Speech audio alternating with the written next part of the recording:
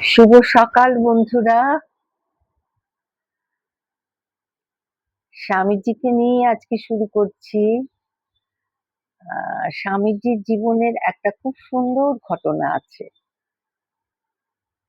স্বামীজি পরিব্রাজক ছিলেন। তো স্বামীজিকে একবার একজন বলেছিলেন যে সন্ন্যাসীর পক্ষে নিজের দেশের মায়া ত্যাগ করে সবাইকে সব দেশকে সমানভাবেই দেখা উচিত। স্বামীজি কিছুক্ষণ শুনলেন, তারপর উত্তর দিলেন যে আপনার মাকে ভাত দেয় না, সে অন্যের মাকে কি পুষবে। অর্থাৎ সন্ন্যাসীর উচিত আগে মাতৃভূমিকে ভালোবাসা।